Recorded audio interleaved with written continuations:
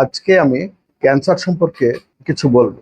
স্বভাবতই আমাদের দেখা যায় যে পেশেন্টরা জিজ্ঞেস করে আমার গয়টার হচ্ছে, বা অনেকে বলে যে ওভারিয়ান সিস্ট আছে, তো এগুলি কি এরকম ভাবে থাকলে ক্যান্সার হয়ে যাবে কিনা। আবারও দেখা যায় অনেকের প্রোস্টেট বড় হয়ে গেছে, বলে কি যে আচ্ছা বড় হয়ে গেছে, তাড়াতাড়ি অপারেশন করি, নাহলে ক্যান্সার হয়ে যাবে।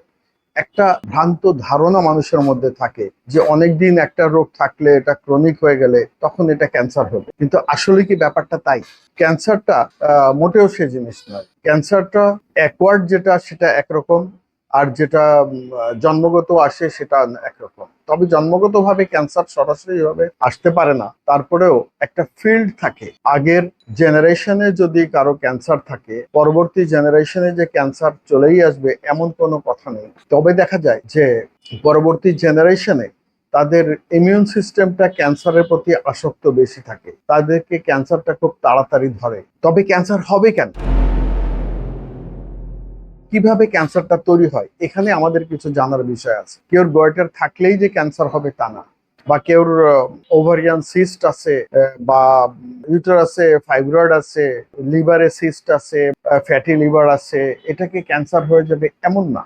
ক্যান্সার হওয়ার জন্য আমি যেটাকে মনে করি, সবসময় আমি একটা এক্সাম্পল দেই, সেটা হলো যে সমাজে দেখা যায় অনেক মস্তান ছেলেরা আছে, তারা রাস্তাঘাটে মানুষদেরকে ধরে, তাদের টাকা পয়সা নিয়ে যায়, মোবাইল ছিনতাই করে নিয়ে যায়। এই যে ডিরেঞ্জড যে পিপল গুলো, এদেরকে ক্যান্সারের সঙ্গে তুলনা করা যায়। এরা সমাজের ক্যান্সার। আর মানুষের শরীরের ক্যান্সারটা কিভাবে? মানুষের শরীরের ক্যান্সারটা হলো যে আমরা যখন আমার শরীরের নর্মালি যে গ্রোথ, নর্মাল যে ফাংশন গুলি হচ্ছে, এখানে যদি আমরা বিট্রেট করি, অর্থাৎ দেখা যায় যে আমরা এই সেলগুলোর ফাংশন বা এই টিস্যুগুলির ফাংশনগুলোকে আমরা বিভিন্ন কারণে এটাকে আমরা নষ্ট করে দেই, তখন ক্যান্সার হয়। কিভাবে হয়? এটা সাধারণত দীর্ঘদিন ধরে কোনো কেমিক্যাল খাওয়ার যদি প্রবণতা থাকে, যে হ্যাঁ আমি হ্যাবিচুয়াল এটা খাচ্ছি, বা অনেক সময় অনেক যেটাকে অনেক বলে ক্যান্সারাস ড্রাগ, অনেক মেডিসিনই আছে যেটা দীর্ঘদিন যাবত যদি আমরা কন্টিনিউ করি তাতেও ক্যান্সার হয়। কিন্তু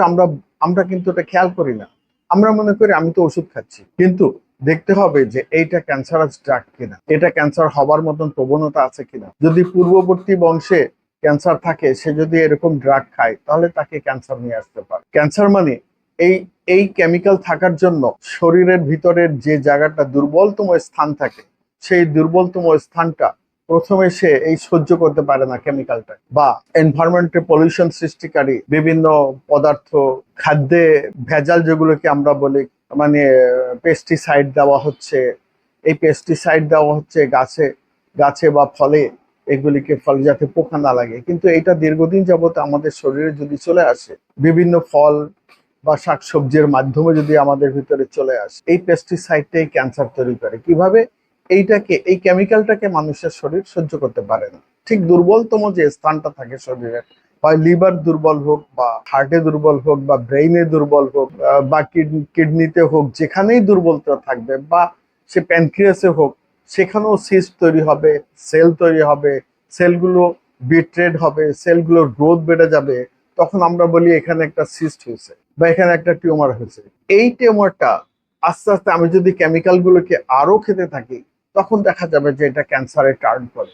তাই আমাদেরকে ঠিক রাখতে হবে যে আমি কোনো ক্যান্সার সাবস্টেন্স খাচ্ছি কিনা, বা সোজাসুজি কোনো দীর্ঘমেয়াদী কোনো কেমিক্যাল বা কেমিক্যাল ঔষধ আমরা খাচ্ছি কিনা। এটাই ক্যান্সার হওয়ার জন্য যথেষ্ট।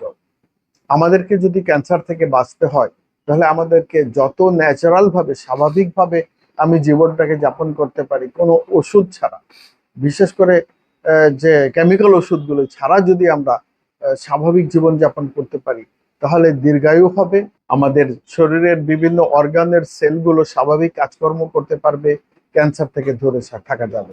ধন্যবাদ।